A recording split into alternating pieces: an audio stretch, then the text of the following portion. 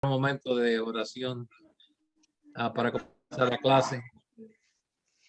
Vamos a pedirle a hermana Conchita, dirígenos en oración, por favor. Amén. Padre eterno, Rey de toda gloria, en esta hermosa mañana, Señor, Amén, te damos Señor. gracias por su infinita bondad, porque su misericordia nos ha guiado. Y gracias le doy, Señor, por poder ver a cada uno de mis hermanos. Me gozo, Señor, y yo sé que Amén. nos gozamos los unos a los otros, Padre. Gracias le doy, Señor, por todo lo que usted nos enseña por medio de nuestro hermano Alex, Señor. Úngelo, Señor. Bendícele, Padre. Gracias, gracias, Señor, por Amén. todo lo que usted le da y el conocimiento que él ha adquirido, Señor, que lo comparte con nosotros. Mi corazón se goza, se regocija y le agradezco grandemente, Señor. Ayúdenos a cada uno de nosotros para aprender cada día más y más, Señor, para su gloria, Padre bendito, Sí, para Padre. extender, Señor, esta verdad con aquellos que realmente viven en oscuridad, Padre, o que viven a media luz, Señor. Ayúdanos, Señor Dios eterno, a entenderlo. Que su Espíritu Santo nos guíe a toda Sí. verdad, Señor. Y que usted nos ayude día a día, Señor, para aplicarla a nuestra vida y darla a conocer, Señor. Gracias por todos y cada uno de ellos, Señor. Amén, Señor. Nuestros hermanos, en el nombre de Jesús. Amén. Amén. Ok, el sábado pasado, por causa de que algunos que habían pedido tener un mejor concepto de lo que es la apostasía, yo lo aguanté y comenzamos con la segunda bestia, lo que fue el levantamiento del protestantismo. Yo lo que voy a hacer es, yo voy a seguir en ese punto. No creo que tengamos que ir tan profundo en esta segunda bestia que aparece en el versículo 11. Y después que completemos, entonces vamos a tener el estudio acerca de cómo funciona la apostasía, cómo funcionó y cómo funcionan las demás apostasías que han habido en la historia. Yo estaba haciendo un repaso histórico en esta mañana acerca de muchas de las ocurrencias que pasaron en el siglo XVI.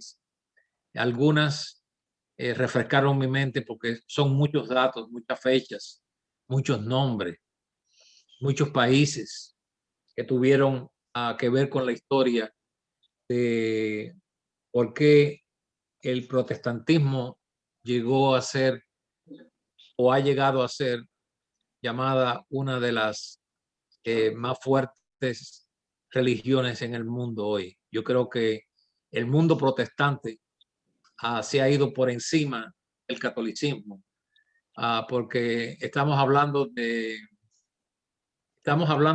sin exagerar de miles de denominaciones,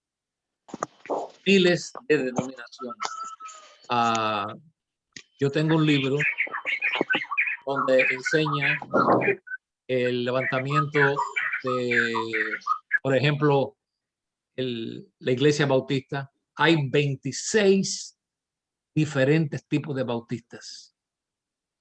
Así que 26 tipos de bautistas con sus diferentes dirigentes, superintendentes y demás. Esto es como un pulpo gigantesco. Y no es necesario entender el comienzo de cada denominación, porque hay dos o tres de donde se desprenden el resto de las demás.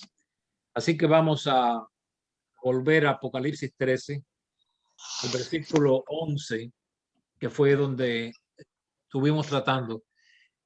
Vuelvo, yo sé que yo estoy repitiendo esto, y lo estoy haciendo con una intención, y es la intención de que si hay preguntas, si hay dudas, si hay no hay claridad en la forma que yo lo expreso, que ustedes me reclamen, me digan, no lo entiendo de esa manera, eso a mí no me molesta en lo absoluto. Yo quiero que ustedes puedan entender lo que se está enseñando porque no vale la pena que yo esté haciendo un monólogo hablando y hablando y hablando y ustedes no entiendan la mitad de las cosas que estoy diciendo. Si hay alguna pregunta, si hay algo que quieren repasar, para eso que tenemos este tiempo, es un tiempo de estudio. Ok, el levantamiento de la segunda bestia, que también se llama el falso profeta y también se le llama la imagen de la bestia.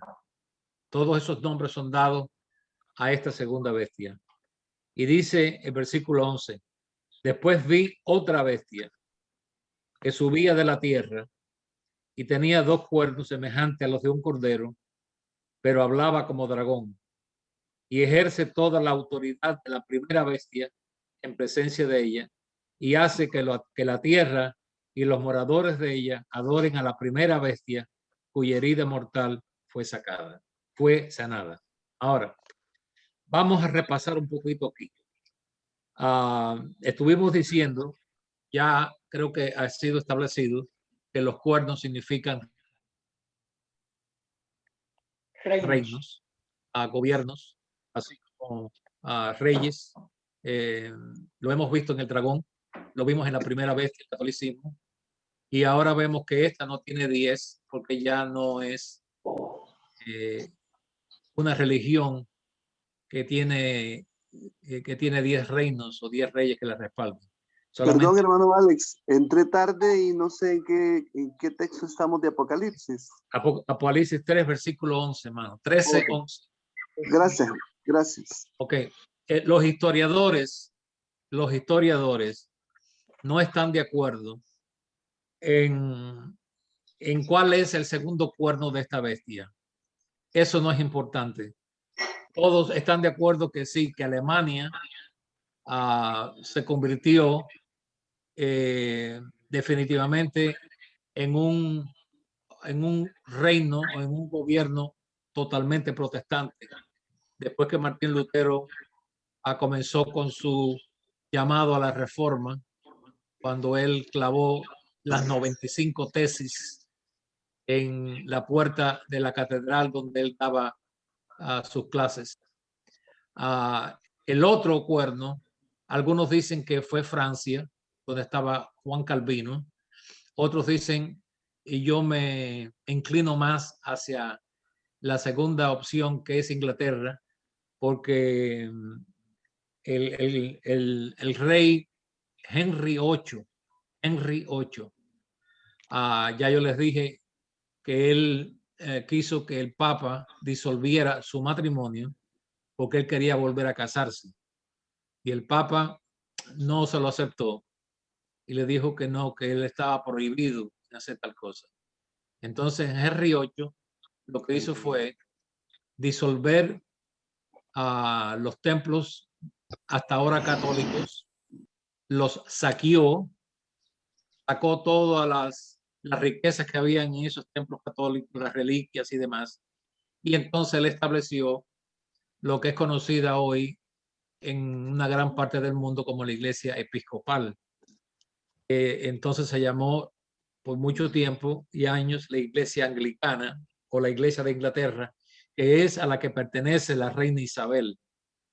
La reina Isabel es miembro de la Iglesia Anglicana.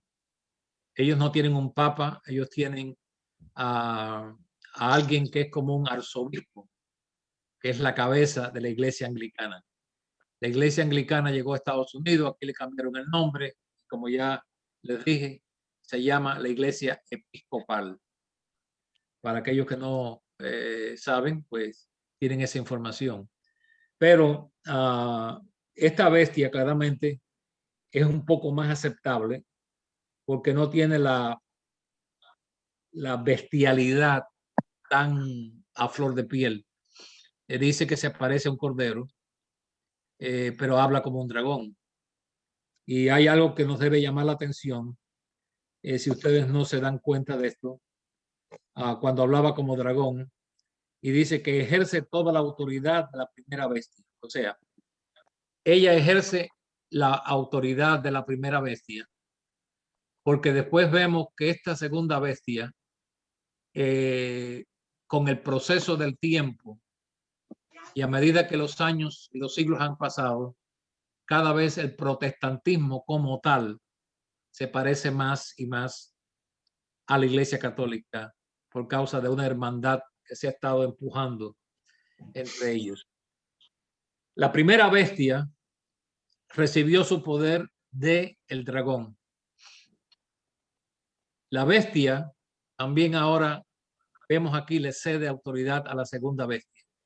Por eso es que el que está atrapado dentro del sistema protestante, y quiero hacer un poquito de aclaración, que hay una raya no muy ancha entre lo que se llama el mundo evangélico y el mundo protestante. Déjeme aclarar esto.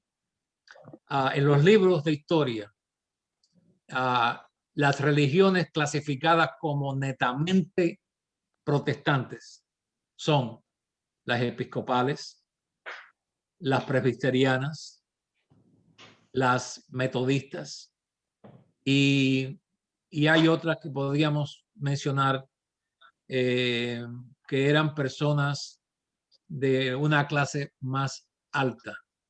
Ahora, iglesias evangélicas están compuestas por algunas, como por ejemplo la iglesia bautista, de la cual hay 26 diferentes clases. Todas las ramas pentecostales, que de ellas hay cientos, carismáticas,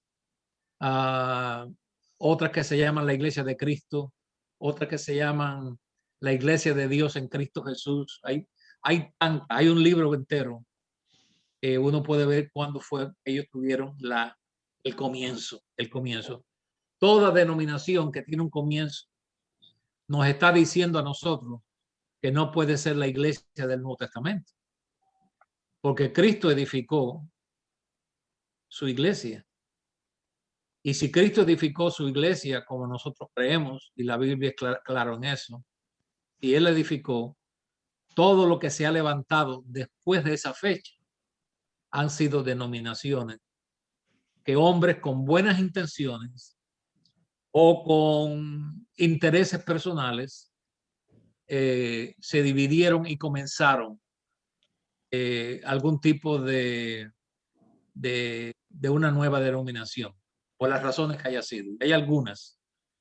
Yo creo que mencioné la iglesia metodista, que tuvo una división grande y se desprendieron de ahí 3 denominaciones, conocidas como la iglesia del Nazareno, peregrinos de santidad, que existen aquí en Estados Unidos, y también la iglesia wesleyana. Ahí hay 3 divisiones que salen de una. Y así ha sido la multiplicación a través de décadas y ya de cientos de años. Cada vez nacen más hijos de fornicación en relación a lo que es las cosas espirituales. El Señor Jesucristo nos habló de que vendrían muchos diciendo que se parecerían a las ovejas, pero serían lobos rapaces. Eso está en Mateo 7:5, 15. En Mateo 24:5, Mateo 24:11, el Señor Jesús volvió a repetir lo mismo. En Primera de Juan, ese sí lo queremos leer, en la primera epístola del apóstol Juan, en el capítulo 4:1, nos dice: amados, no creáis a todo espíritu. Y esta es una de las grandes, yo diría, una de las grandes, yo diría, uno de los grandes problemas. A veces los cristianos somos un poco ingenuos y somos fáciles en aceptar a este, aceptar a aquel, sin probar los espíritus. Porque dice aquí: amados, no creáis a todo espíritu, sino probar los espíritus si son de Dios. Así que la apariencia no es suficiente. Alguien puede venir con apariencia de ser líder, de ser alguien, que tiene una Biblia porque lleva tantos años predicando. Eso no es evidencia. Porque puede estar hace 20 años predicando, pero predicando ¿qué? verdades y mentiras mezcladas, y no necesariamente yo quiero ser injusto con esto en decir que lo están haciendo a propósito, pero son parte del mismo sistema. El sistema se los ha tragado. ¿Qué es lo que ha pasado con muchos monjes y con muchos líderes católicos? Eso es todo lo que han conocido, y ellos mismos, incluyendo papas, se han vuelto víctimas del mismo sistema del que ellos dirigen. Y entonces hay algunos de ellos, la historia lo dice, que algunos fueron asesinados, asesinados por causa de reformas que ellos trataron de hacer. Hay uno que, si ustedes, yo creo que algunos todavía son suficientes, yo diría, todavía pueden recordarse de que hay uno de ellos que murió misteriosamente unos días después que lo coronaron papa, hace como, yo creo, cerca de 30 años. No me recuerdo el nombre, si fue Juan Pablo I, creo que fue, que murió misteriosamente.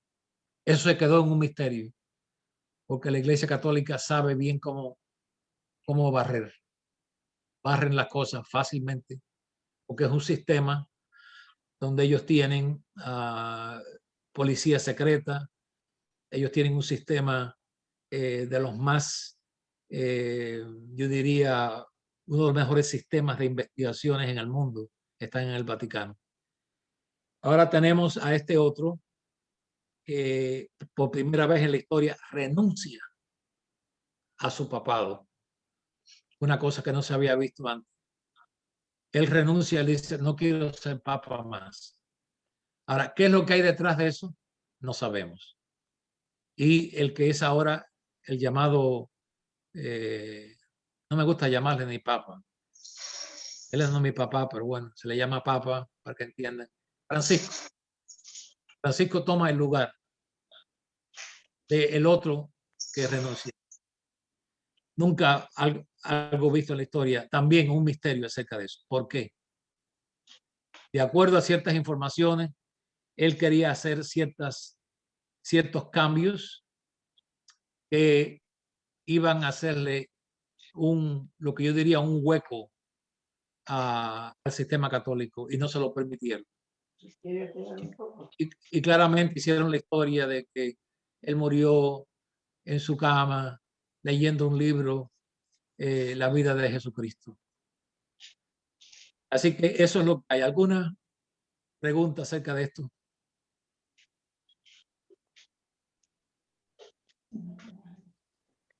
¿El libro, hermano? ¿Cómo es? Ok.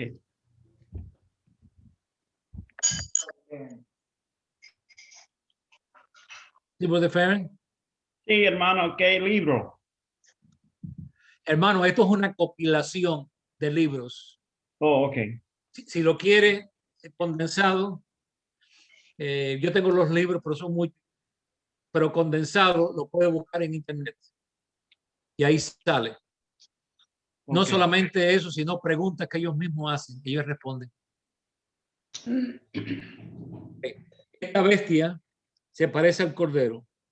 Por eso es que dice 1 de Juan 4, no creáis a todo espíritu, sino probar los espíritus si son de Dios, porque muchos falsos profetas han salido. Okay. Noten aquí, ya en el primer siglo, muchos, entre comillas, profetas falsos habían salido por el mundo. Eso es muy interesante. Que en los primeros 100 años de lo que vamos a llamar el cristianismo, ya muchos falsos profetas andaban regando sus doctrinas y su creencia alrededor del mundo en el nombre del cristianismo o en el nombre de Cristo. Por eso es que Juan advierte y dice, no creáis a todo espíritu, sino probad los espíritus si son de Dios. ¿Cómo probamos nosotros un espíritu? Vamos a ver. Quiero que ustedes me ayuden aquí. Levante la mano y diga su opinión. A lo mejor hay opiniones que concuerdan. Hermano Héctor. Es para hoy, hermano. Hermano Mike. Nadie tiene una idea cómo podemos probar los espíritus. Quizá, oh, perdón. Hermano Héctor. Dispara, hermano. Hermano. Ahora, ok. Sí. Cristo dijo, de la abundancia del corazón abra la boca. Ajá. Y muchas veces cuando uno entabla una conversación con ciertas personas, se nota claramente la evidencia y el espíritu con el cual te están hablando. Si viene de acuerdo a lo que la santa palabra de Dios dice, pues ok, pero si uno va a notar también su actitud y su vocabulario, qué es lo que está saliendo de esa boca y en qué forma lo está diciendo. Esa es mi opinión. Ok, hermano Ricardo. ¿Levantaste la mano? ¿No? Ricardo has his hand up, but he. Hermano Ricardo. Ahora sí, okay. Sí. Ahora hicimos los espíritus con la palabra y el espíritu está con ver la acción, ver el fruto. Y se compara lo que está Uno compara lo que la persona dice con la palabra. correcto. Ok. Hermano Eri. Eudi. Sí, hermano, iba a decir lo mismo que dijo el hermano, como dice la palabra del Señor, por sus frutos los conoceréis. Entonces eso nos ayuda a ver también el testimonio, ¿no? de una persona. Ok. Y bueno, vamos a, déjeme tirar algunas preguntas aquí. ¿Y qué si usted no conoce los frutos, si viene de otro lugar? Si viene de otro país, si viene de otro lugar, ¿cómo sabe usted? Porque Adrián. sí, pero Probar los espíritus. hermano Adrián,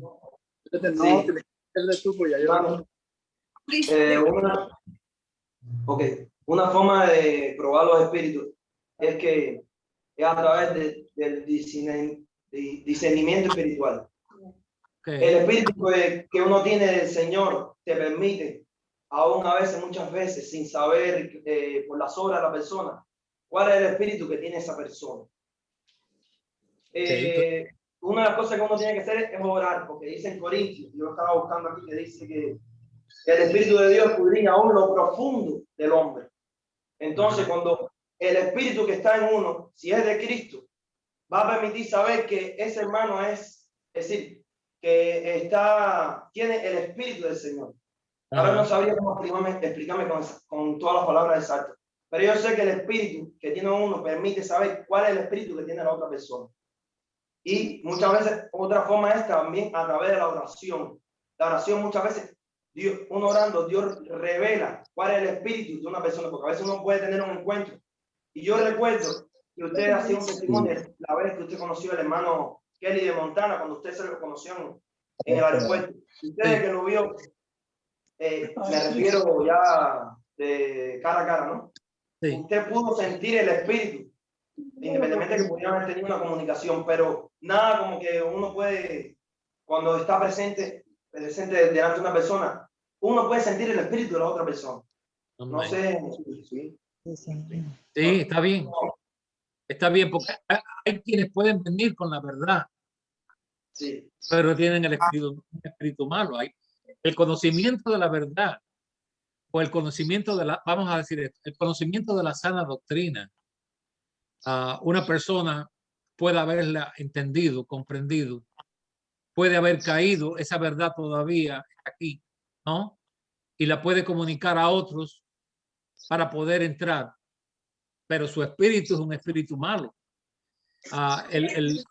Yo siempre, desde una vez que oí un mensaje, cuando yo fui joven, nunca se me olvidó, que una de las marcas del falso profeta no es el que predica lo falso, y no es lo que predica, sino lo que no predica. Y eso es muy sabio. Lo que no toca, lo que no predica, lo que nunca dice. Eso es una marca también. Y claramente, personalmente, el discernimiento para mí es clave en esto. Porque yo he conocido a través de mi vida muchas personas, llamados cristianos, incluyendo aquellos que dicen que son de la iglesia de Dios. Pero hay algo dentro de mí que me manda una señal, como que hay algo ahí que no está bien. Y hasta ahora yo no me he equivocado en eso. Porque el Espíritu de Dios viene y concuerda. Hay, inclusive puede haber alguien que no conoce toda la verdad o que puede tener un error doctrinal y tener un buen espíritu. Exacto. Y tenemos en las escrituras el caso de Apolos, que estaba predicando, pero no estaba predicando perfectamente la palabra. Y cuando Aquila y Priscila lo oyeron predicar, lo llamaron aparte y le enseñaron más exactamente el camino del Señor. Y encontramos después que Apolos siguió siendo parte del ministerio de la iglesia primitiva. Entonces, estar en un error doctrinal que no, quizás no entiende correctamente algún punto doctrinal, no se le debe clasificar como un falso profeta. No entiende. Si es un verdadero siervo de Dios que no entiende bien, cuando oiga la explicación, lo va a aceptar. Porque el falso profeta por lo regular tiene un espíritu de contención. Hay un espíritu de contención. Hay un espíritu que se manifiesta algunas veces por falta de, yo no sé si es de discernimiento o por querer ser más cristianos que Cristo, pues entonces se envuelven con esta frazada de amor, amor, amor, amor, amor, amor, y no se dan cuenta que el amor se puede pervertir. Y tenemos que tener mucho cuidado con eso. Eso ha hecho daño a través de los años. Por eso que yo tengo mucho cuidado. Y yo le digo hermano. Yo no le digo hermano todo. Sí. Igual. Si una persona no está clara, yo puedo llamarlo por su nombre. Pero es decir, hermano, para mí es algo muy, pero muy, yo lo veo como algo sagrado, realmente. Igual que el Señor te bendiga. Ese soy yo. Eso soy yo. Ahora, hay dos cuernos reinantes, que ya explicamos.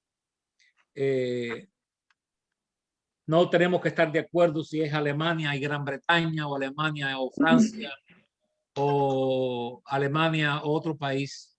Lo importante aquí es, como los historiadores no están de acuerdo, no importa. Hubo dos gobiernos. Es que es más, los tres gobiernos respaldaron esto. ¿Okay? Y llegó el tiempo en que una gran parte de Europa había perdido el poder que el catolicismo había ejercido en todos esos países. Ya cuando Martín Lutero muere y Juan Calvino muere, una gran parte de Europa ya no era clasificada como católica. Lo triste aquí de esto es que la segunda bestia termina realmente sanando la herida del catolicismo, porque esta es llamada la Reforma Protestante. Si a ustedes les interesa la historia, esto es conocido como la Reforma Protestante, no la Revolución Protestante, no la Restauración Protestante. Hay una diferencia entre una reformación y la otra palabra que es llamada como una reedificación. Todos estos hombres, Martín Lutero, Juan Calvino, Juan Hus, se le llamaron siempre reformadores. Y aquellos que no saben, por eso es que yo creo que para ustedes, los que están interesados, los que quieren saber más, porque estas clases están muy, pero muy limitadas, deben tener un libro de historia de la iglesia cristiana. Pero fíjense bien que cuando compren ese libro, que no sea editado por la iglesia católica, o por el Vaticano, ¿ok? Un libro de historia, si están interesados, no tienen que conocer la historia para ir al cielo o para ser parte de la iglesia de Dios. Pero yo sé que hay muchos, si son como yo, a mí me gusta saber el porqué. Me gusta saber el porqué y por eso que siempre he tratado de estudiar, de averiguar el porqué de esto, el porqué del otro, porque eso me ayuda a mí. No solamente me ayudó para yo entender y llenar ciertas inquietudes que habían en mí, pero para después ayudar también a otros. Y también hay enciclopedias en español también. Hoy en día difícil es lo que no se puede conseguir. Este material está en casi todos los idiomas, francés, alemán, español, inglés y casi todos los principales idiomas del mundo. Hermano, perdone que le interrumpa. ¿Qué libro usted pudiera sugerir, sea en inglés o en español? Bueno, La historia. es que hay varios libros. No puedo decir este o aquel porque, primeramente, ahora mismo, en este momento, no me recuerdo de los títulos de todos esos libros. Okay. Ya, pero mientras que no sea un libro sea, como yo diría, publicado por el Vaticano, estará bien. Recuerden que estos libros son libros no doctrinales, son libros históricos, de historia, es historia, que concuerdan claramente, grandemente con el libro de Apocalipsis, que esto es lo interesante que tiene, que sin la historia no podemos corroborar muchas de las cosas que aparecen aquí, porque todas estas fechas son importantes. La fecha, por ejemplo, 1530, eso es importantísimo. Ocurrieron cosas en ese año históricamente que nunca habían ocurrido, y esa es una de las fechas que encontramos aquí en Apocalipsis, el año 530 igualmente. Nunca habían ocurrido esas cosas, dice uno de los años más prominentes en la historia. Y la mayoría de nosotros, cuando comenzamos a estudiar, vivíamos totalmente en ignorancia en relación a estas fechas. Entonces uno comienza a ver, dice, oh, aquí está. Y no es que uno necesita corroborar las cosas con la historia, pero es bueno siempre tener un fundamento y no ser ignorante y decir, no, porque es lo que yo creo. Bueno, está bien, pero todo el mundo tiene derecho a decir esto es lo que yo creo. Pero cuando tenemos el respaldo de la historia que concuerda con la profecía bíblica, eso ayuda a aquellos que están interesados en conocer la verdad. Ahora, dice que hablaba como dragón. ¿Cuál era una de las marcas del paganismo en su creencia? Vamos a ver, ustedes estudiantes.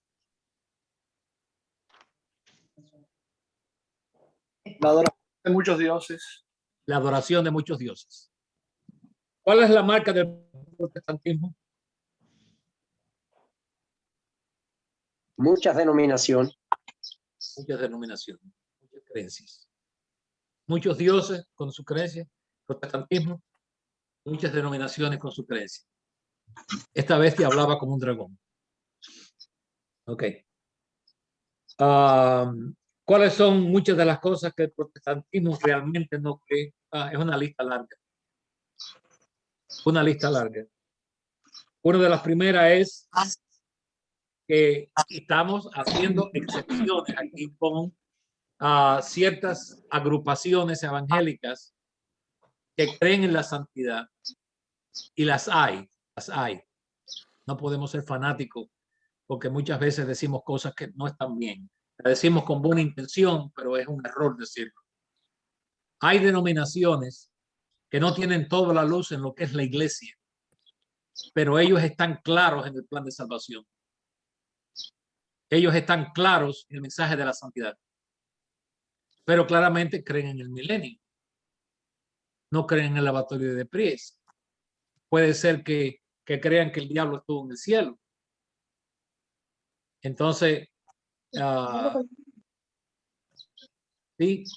¿Alguien quiere decir algo? Muchos de ellos no creen que el reino de Dios se ha cumplido todavía y que Cristo va a venir a establecer el reino aquí en la tierra por 1000 años. Ellos creen de que todos aquellos que son salvos son de la iglesia de Dios, pero cuando estamos hablando de la iglesia de Dios, queremos aclarar que estamos hablando de la iglesia visible. Seguro que Dios tiene pueblo de Dios. Y hay quienes no están en ninguna agrupación, están sueltos. Yo tengo un cartel que te explica eso. La iglesia visible, algunos no están claros en la resurrección y no están claros tampoco en qué es lo que va a ocurrir al final.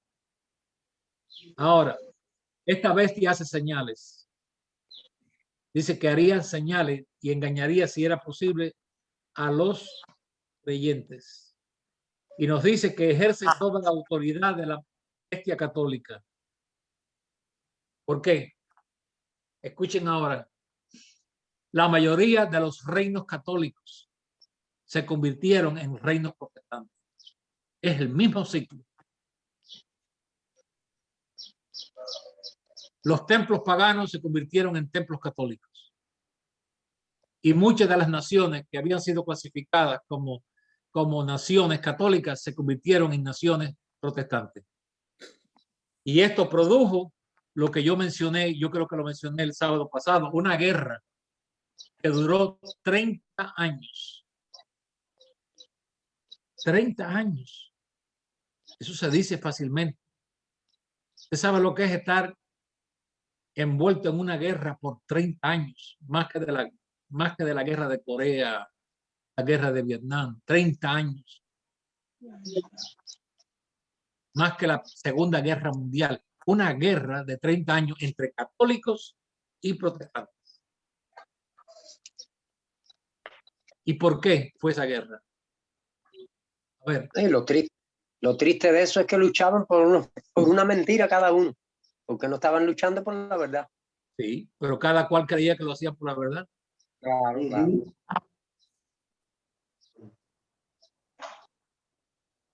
¿Cuáles eran los puntos que estaban ellos peleando? ¿Por qué estaban peleando ellos? Esa fue una de las represalias que usó la Iglesia Católica para hacer lo que se llama el contraprotestantismo. Esa es una palabra que no aparece mucho. Pero hubo un movimiento contraprotestante. La Iglesia Católica se demoró mucho en tratar de parar esta ola protestante, pero finalmente contestó. ¿Cuáles fueron las respuestas que ellos hicieron? Yo sé que es una pregunta un poquito quizás difícil para algunos. La primera cosa que hicieron fue tratar de hacer algunas reformas. Algunas reformas que los reformadores como Lutero y Calvino y otros habían estado predicando en contra de ellas. Entonces ahora ellos comienzan a hacer ciertas reformas para que los católicos convencidos en su ignorancia no se fueran a ir hacia el protestantismo. Hicieron algunas reformas cosméticas. La segunda cosa que hicieron fue defenderlo con armas. Y se fueron al campo de batalla. Ahora, aquí es donde viene la triste realidad que tenemos que decir los dos lados, porque si no estamos siendo parciales y tenemos que ser imparciales. Calvino fue un hombre que yo creo dentro de mí, bueno, claramente uno cree dentro de uno. Yo creo que Calvino fue un hombre semifanático,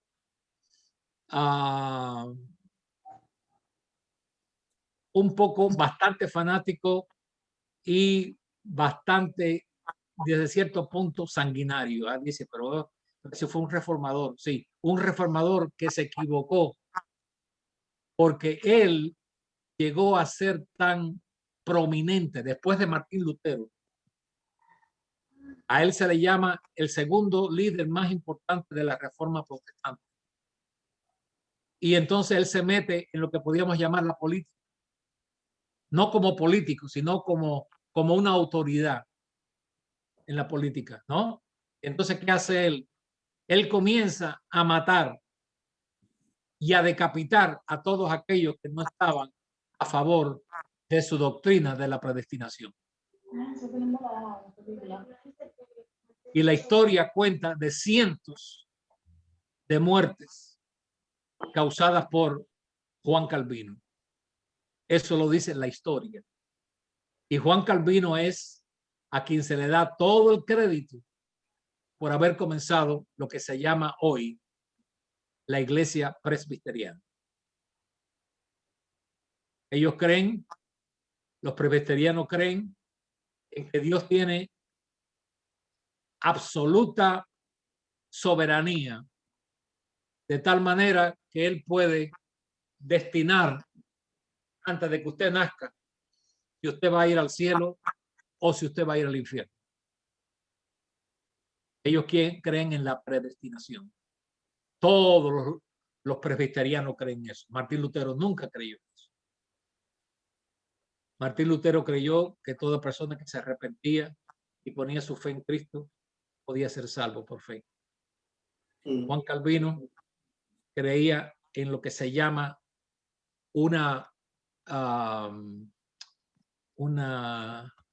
la palabra no me viene ahora a mi mente.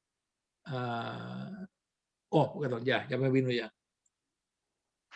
Una expiación limitada. Expiación limitada. O sea, que la expiación que Cristo hizo por los pecados estaba destinada para algunos y que eso mostraba la gracia de Dios en querer salvar. Yo veo eso como una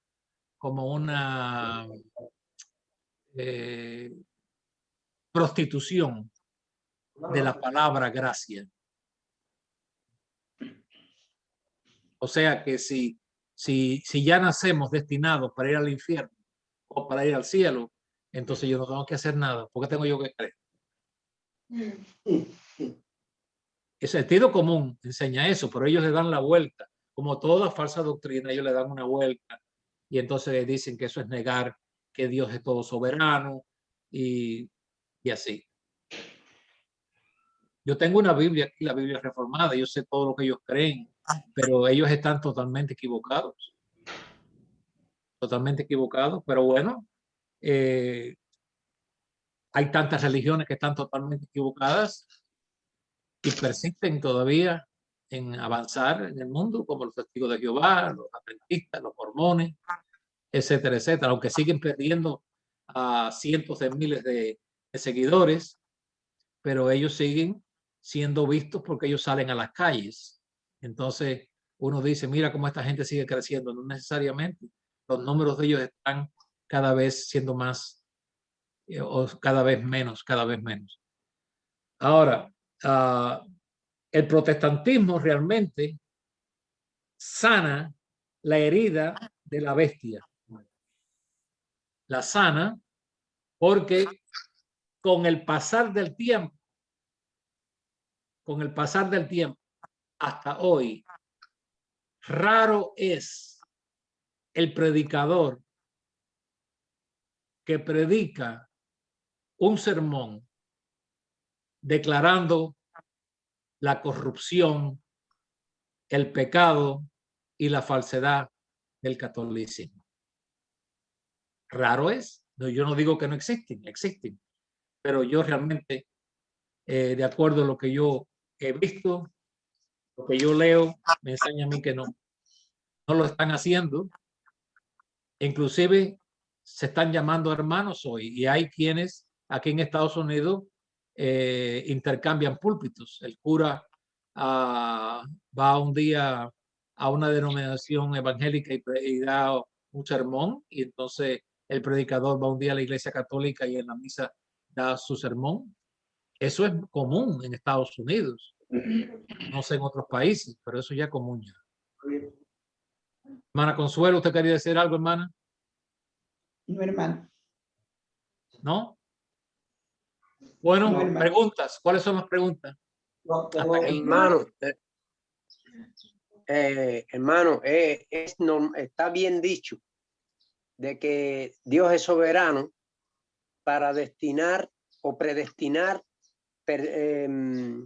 destinos, pero no personas. Está bien dicho eso. Bueno, está un poquito eso no muy claro ahí, pero lo que yo, lo que sí podemos decir es, Dios puede hacer lo que Él quiere. Amén. Podemos decir, el Dios no puede, Él puede hacer lo que Él quiere. Y yo siempre utilizo esto, quizás para algunos es un disco ya, pero es que yo lo uso mucho. Dios hace lo que Él quiere, con quien Él quiere, donde Él quiere, por lo que Él quiere. Pero el que Dios puede no quiere decir que Dios lo utilice. Porque Dios, por ejemplo, humilla a Faraón, ¿no? Lo humilla, lo doblega. Amén. Y después que lo doblega y le hace pedir perdón, después Dios lo endurece otra vez. ¿No es así? Sí. Y Dios lo vuelve a endurecer otra vez. Y mientras más lo endurece, más fuerte lo toca para enseñar su soberanía. Pero eso no quiere decir que Dios es su destino. Esto está duro, ¿verdad? Bueno, Dios es soberano en que Él es la última autoridad, es lo que Él diga. Porque Dios, por ejemplo, en el Antiguo Testamento, Dios sana a Naamán el sirio, que era un enemigo del pueblo de Dios, y en el tiempo de esa profecía, habían muchos leprosos en Israel y Dios no sanó a ninguno de sus hijos, Dios sanó a un enemigo. Mira, la soberanía de Dios. En ese mismo tiempo, yo voy para ti, hermano Ulises, ¿cuánta hambre había en Samaria? La gente estaba muriéndose de hambre. Sin embargo, Dios envía a su siervo a casa de una pagana para que alimentara a su profeta. Y había muchas viudas en Israel que estaban pasando hambre, y aquí Dios manda a su profeta y alimenta a una viuda por todo un tiempo, y era una mujer pagana. Dios usó su soberanía. Sí, hermano Ulises. Yo tengo duda hecho. Hermano, hermano, yo creo que Faraón, si desde el primer momento hubiera dejado salir a Israel, yo pienso que no hubiera sucedido todo lo que sucedió después. Pues claro, seguramente que sí. Amén. Seguramente. Y si Caín, cuando Dios le dice, ¿dónde está tu hermano? Dice, ay, yo lo maté, perdóname, ten misericordia de mí. Dios había tenido misericordia de él. Entonces bien, sin irnos del centro, que es la predestinación. Sí. Cuando Dios endurece a Faraón, es porque él en su soberanía sabía la condición de Faraón, es decir, su corazón. Y porque Dios quería, sí, y Dios quería manifestar su gloria y su poder. Es lo mismo que ocurre cuando Lázaro. Pero ¿a qué precio? ¿A qué precio? Porque, a ver, él endurecía a Faraón. Entonces, ¿era culpa de Faraón que se endureciera? No, pero... ¿O era Dios que lo quería hacer? Pablo responde eso. Esto está complicado ahí. No está complicado, hermano. Mira, Pablo dice, el barro le va a decir al alfarero, ¿por qué me hiciste así? Sí, ajá. Okay. Sí, yo sé eso. Entonces yo soy el barro. Haz lo que tú quieras conmigo. ¿Me quieres endurecer? Enduréceme. Claro, eso no es lo que está pensando él. Pero lo que Dios está haciendo aquí es manifestando su poder, ¿no? Por ejemplo, si lo que el hermano Ulises dice, y yo creo lo que él está diciendo ahí, si Faraón en el primer momento se arrepiente, no hubiéramos visto la gloria de Dios en las 10 plagas. Incluso Faraón no sabe, nunca supo ni que Dios fue el que lo endureció a él. Sí, él no sabe eso. Es que nadie sabe eso. Hay Él no puede personas, echar la incluso, culpa a Dios. Y se me ha endurecido. No, él no sabe. Él lo que siente es una furia por dentro de su corazón. Pero eso lo que nos hace tener una grandísima apreciación hacia la misericordia de Dios, ¿no? Y también recordar la exhortación, horrenda cosa es caer en manos del Dios vivo. Entonces, ese es uno de los temas muy controversiales, porque Pablo trata con eso. Si Dios endurece, ¿por qué Dios culpa? Exacto. Ese es el punto. Oye, esto. Okay. ¿Y para qué es esto? Sí. Para glorificar el nombre de Jesucristo. ¿Por qué Dios deja que el hombre peca? Para poder salvarlo. ¿En dónde hay más gloria? ¿En que nunca haya habido pecado o que el hombre haya pecado y Dios lo salva? Claro, claro. ¿En qué hay más gloria? ¿En sanar a un enfermo o levantarlo al tercer día de los muertos? Como hizo con Lázaro. Hermano, también creo que Dios endureció a Faraón, independientemente de plegar su poder, fue por causa del pueblo de Israel. También, porque eran El pueblo incrédulos. de Israel durísimo. Si no hubiese hecho lo que hizo, todavía hubiese sido peor la rebeldía del pueblo de Israel durante su tránsito. Exactamente. Claro. Y que aparte de eso, de acuerdo a los datos, hubo cientos de miles de personas que salieron con los israelitas que no eran israelitas, se aprovecharon, se montaron en el tren. Sí. Y ellos fueron los que le dieron Señor. dolores de cabeza al pueblo de Dios en el desierto. Porque todos eran paganos idólatras. Pero vieron, el hombre pecador busca una oportunidad.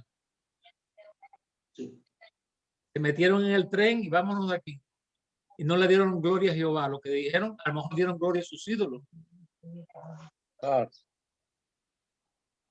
Por eso es que la clase de una hora no es suficiente. Hermana Digna, ¿qué piensa? Hermana Daisy. La naturaleza de Faraón, pienso yo, sabía que él era duro y lo cogió como el instrumento ideal para eso. Sí. Mira, el estudio teológico de Dios es uno de los estudios más hermosos que jamás podremos tratar. Porque es tanta la gloria, la majestad, la sabiduría, el plan de Dios. Tus caminos siempre son perfectos. Amén. Amén. Y como dice la Escritura, como el cielo está por encima de la tierra, así son mis pensamientos por encima. ¿Qué significa eso? Por mucho que tú tratas, nunca llegas allá arriba. Amén. Porque hay muchos que te tergiversan las Escrituras. Dicen, no, porque yo tengo la mente de Cristo. Tienes que tener cuidado con lo que estás diciendo. Pues cuando Pablo está diciendo eso, no se refiere que la mente nuestra puede ser igual a la de Jesús. Porque Jesús sabía lo que había en el corazón de los hombres, nosotros no. Exactamente. ¿Algo más? Aquellos que están silenciosos. El hermano Daniel Aguilar, vamos a ver, teólogo, ¿qué tú dices? Sí, hermano, cuando usted mencionó a Calvino, yo vino a mi mente el hecho de Jonás y Nínive. Ahí está, también. Como la molestia de Jonás era porque él sabía que cuando Nínive se arrepintiera, Dios no lo iba a destruir. Ajá. Y eso es lo que quería nuestro Dios, que ellos se arrepintieran para no destruirlo. Porque Dios no está interesado en no destruirnos, sino que todos procedamos al arrepentimiento. Claro. Amén. Y ahí es donde dice, y se arrepintió Dios. Bueno, realmente Dios no se arrepintió, se arrepintió fue Nínive. Ajá. Sí. Sí. Porque si ellos hubieran seguido como iban, entonces Dios los hubiera destruido a ellos. Hay muchos casos en el Antiguo Testamento y realmente hay hay cosas que están reservadas. No es que uno trate de esquivar, pero hay cosas realmente que están reservadas, hermano, porque si nosotros lo sabemos todo, seríamos como Dios. Y tenemos que estar muy agradecidos al Señor por lo que Él nos permite ver a través, como si fuera un velo, aunque el velo de la incredulidad ya fue removido ya, pero gracias a Dios que hay todavía cosas por aprender. Y seguimos aprendiendo y seguimos honrando y glorificando a Dios por lo que Dios nos revela, que fortalece, nos ayuda a pararnos en esas escrituras y decir, Señor, tú hiciste esto. Y aunque yo no soy Moisés, aunque yo no soy este otro, Dios hizo cosas por Josué que nunca hizo por Moisés. Moisés nunca paró el sol y la luna, pero Josué sí. Así que siempre hay algo reservado para todos nosotros. Hay cosas que Dios hará por usted que nunca lo hará con otro. Porque yo oigo mucho, yo le presto mucha atención a las expresiones de las personas. Porque si Dios lo hizo por mí, Él lo hará también por ti. No, yo no estoy de acuerdo con eso. Es verdad. Suena muy bueno, ¿no? Suena muy espiritual, pero teológicamente es incorrecto. Porque no hay garantía que lo que Dios hizo por otro lo va a hacer por usted. A lo mejor lo va a hacer, pero no igual. Claro. Amén. Sí. Pero mi hermano, pero también a veces pasa lo al revés. Que yo, hermano Adrián, que a veces sí que si Dios lo hizo contigo, lo puede hacer por mí. Eso, como usted está diciendo, no necesariamente tiene que ser así, lo puede hacer de otra manera. Pero a veces puede suceder al revés, que uno cree que Dios puede hacer algo que no ha hecho con otros, y el que lo está oyendo no cree en la fe que está metiendo. Como lo que usted está diciendo. Si Josué le hubiese dicho a Moisés, Dios va a parar el sol por mí, a ver, no sé, podríamos pensar que Moisés le hubiese dicho, tú estás loco, pero Dios lo hizo. Y a veces pasa eso, ¿no? A veces no es el ejemplo. El que está oyendo la declaración de fe del otro hermano, no cree que Dios pueda hacer eso con el otro. Y entonces puede pasar de los dos extremos. No sí, sé. puede pasar, pero no tiene que ser lo mismo. Hay que tener cuidado porque personas que se han, por ejemplo, se han ido a la incredulidad. Sí, Manuel. ¿Por qué lo hiciste por él y por mí no? Bueno, Dios tiene un plan, Dios tiene un plan. ¿Por qué sanaste a la madre de fulano y a la mía la dejaste morir? Yo creo que lo que Dios hace por nosotros no está escrito en una carta, o lo que Dios puede hacer por el hombre no está escrito en una carta como en un restaurante que uno llega y pide langosta, como un menú, hermano. Yo pienso incluso que los milagros que Dios puede hacer no están ni clasificados. Podemos saber que ha resucitado muertos y demás, y esas cosas, porque en la palabra está, pero lo que Dios hace por nosotros no está en un menú.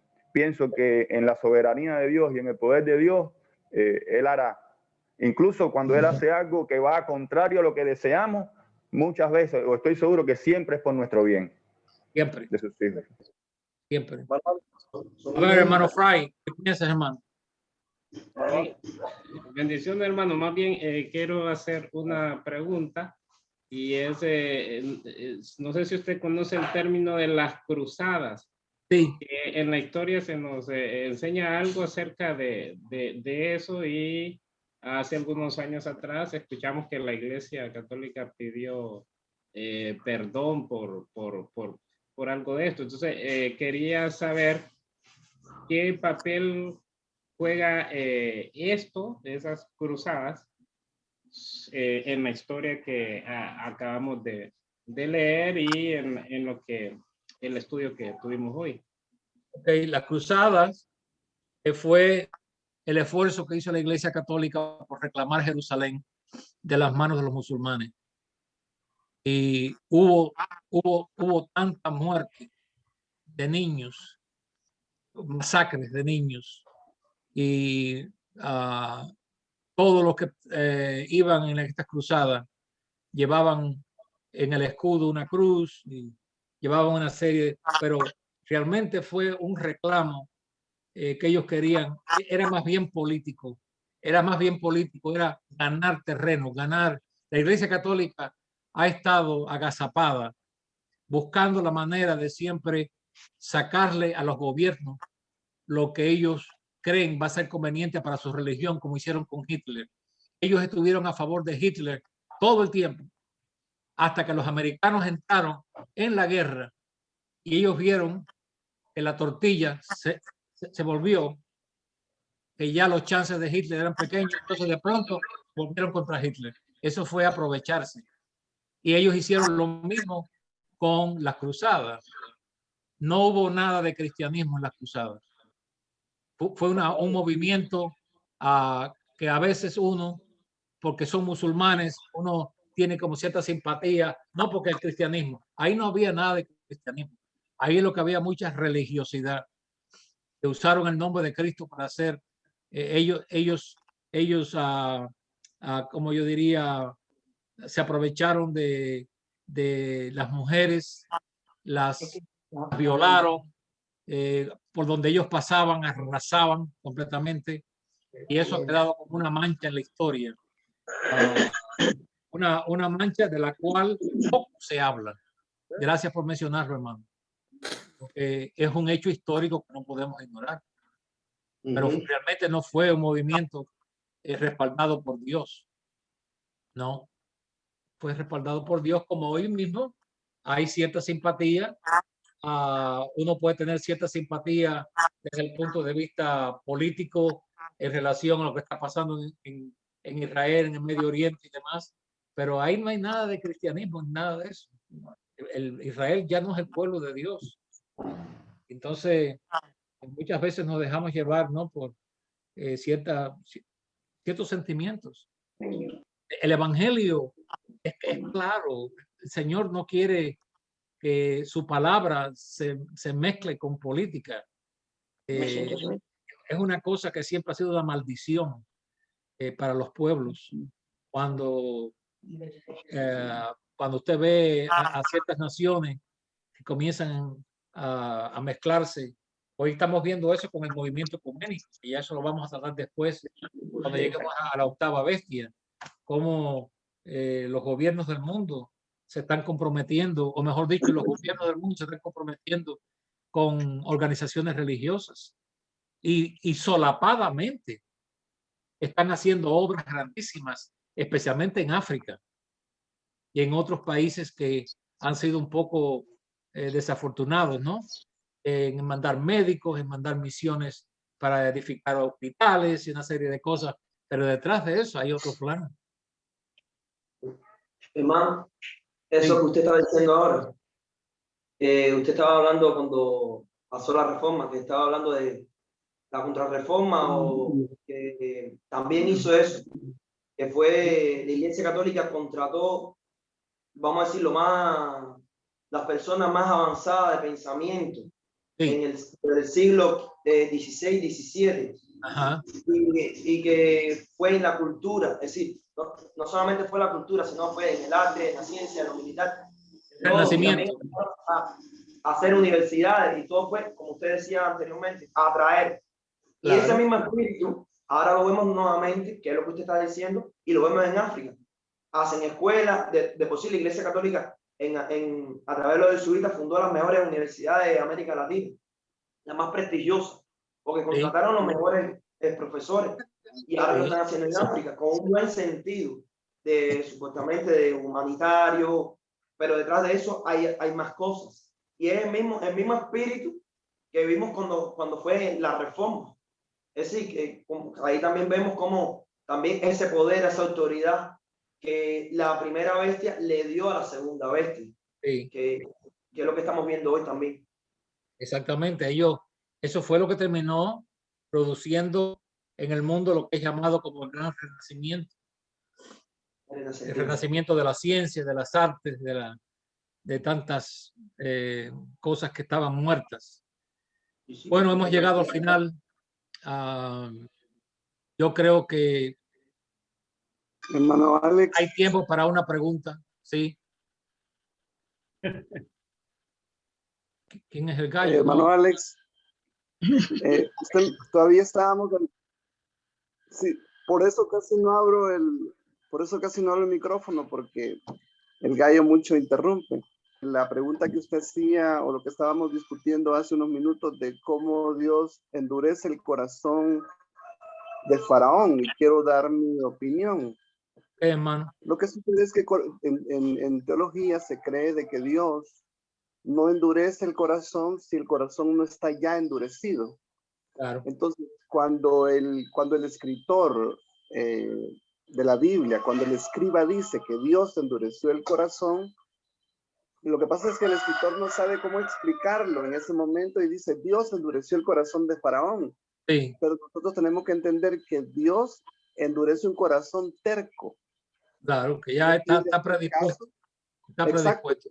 Exacto. Entonces, Dios no es que endurezca el corazón, sino que ya el corazón de Faraón, solo para ponerlo como ejemplo, ya estaba duro. Ya era un corazón terco y duro que no iba a cambiar. Pero el escritor nos dice, y Dios endureció el corazón, pero en teología debemos entender que ya el corazón ya estaba endurecido, y Dios lo que hace es nada más como que dice, bueno, no quiere por las buenas, entonces vamos a hacerlo de esta manera. Pero no es que Dios endurece el corazón, sino que ya tenía el corazón duro el Faraón, y Dios lo que hace es, como quien dice, bueno, que se endurezca, la verdad. Gracias, hermano. No sé si me supe explicar. Bien. Hermano, Héctor, su esposa quería decir algo. Aquí viene, vamos a ver lo que va a decir. Bueno, vamos a oír lo que ella va a decir, porque si vamos a verlo, eso va a ser un milagro. Yo siempre estoy escuchando, hermano, lo que no me gusta es estar en... ¿Alguna persona? Sí. A mí me llamó mucho la atención el comentario de un hermano que habló de destinación.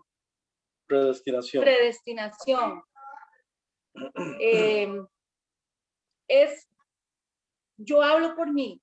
Es fácil entender cuando alguien está leyendo la Biblia y lo está explicando de algo que pasó en la historia.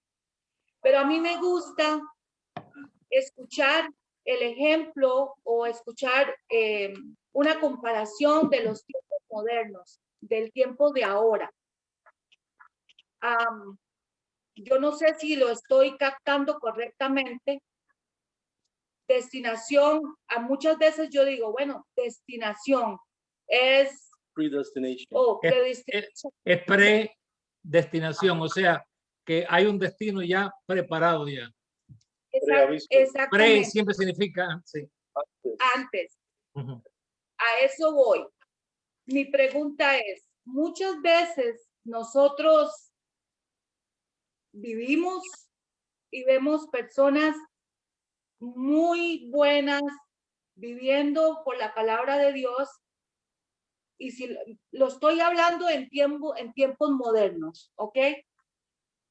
Y siguen en esa vida, por ejemplo, si hablamos económicamente, pobres toda la vida. No estoy hablando del corazón, estoy hablando de la parte económica, de la parte social. Y entonces, ¿qué es eso, hermano? Que van a el destino de esa persona es vivir una vida así, toda marcada por el resto de su vida. O por ejemplo, un hermano cubano que quisiera venirse para Estados Unidos y ha tratado y no puede y tiene que quedarse en Cuba. O por ejemplo, alguien que quiere surgir económicamente y no puede, porque sí he visto gente y he visto personas que no es una vida muy ejemplar, y sin embargo son muy exitosos en la parte de negocios, en la parte personal. Entonces eso me confunde, porque yo lo puedo entender en la parte histórica, que el faraón y que Dios tenía ese propósito con el faraón, lo podemos ver, lo podemos leer.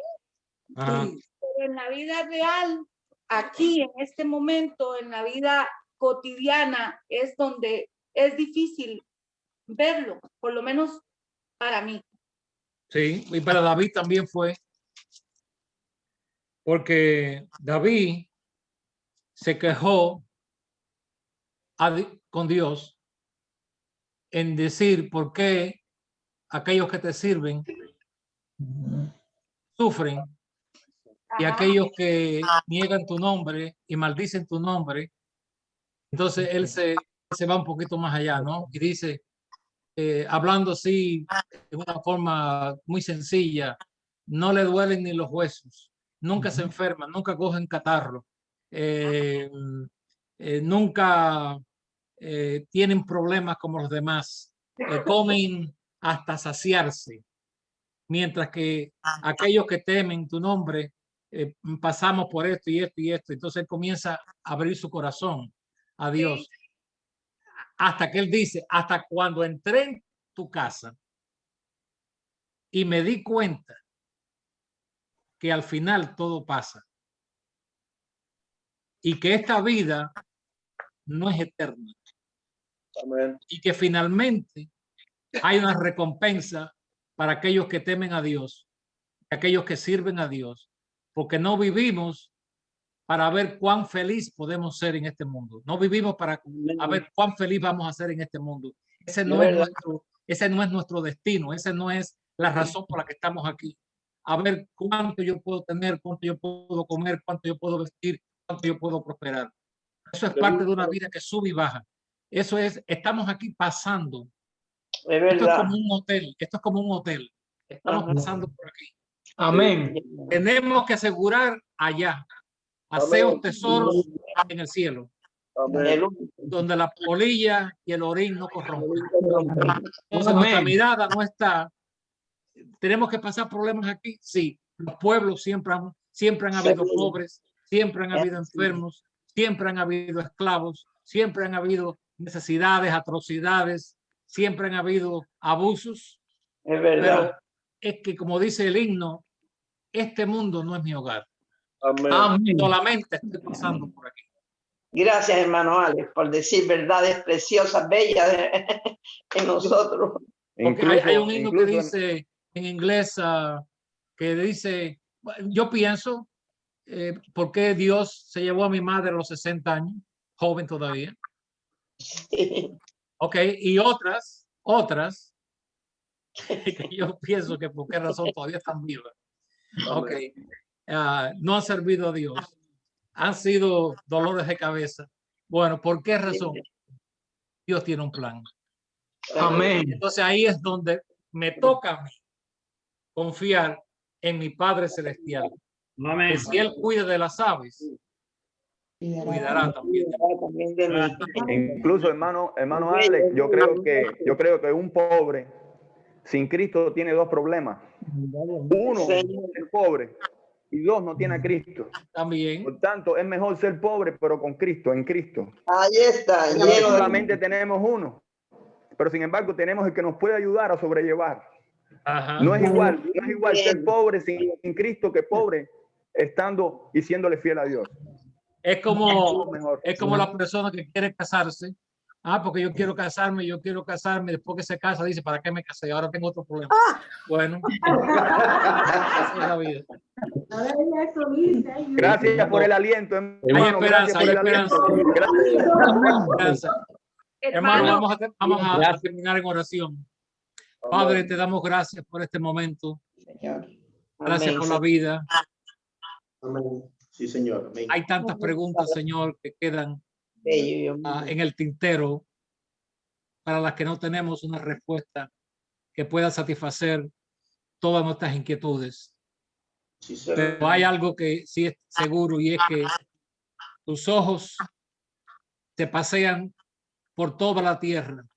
Amén. Nos dice tu palabra, para manifestarte poderosamente en pos de aquellos que temen tu nombre. Gloria. Y Señor, confiamos en ti. somos tu pueblo. Sí, Señor. Hay un tiempo para todas las cosas, Señor. Y como dice tu palabra, bendito el hombre que tiene en ti sus fuerzas.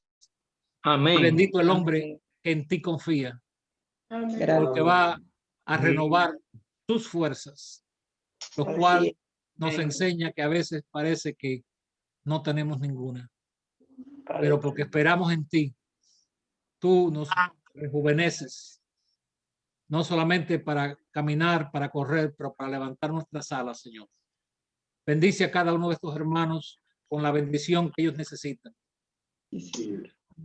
Tú sabes cuál es la bendición que cada hermano aquí necesita, Señor.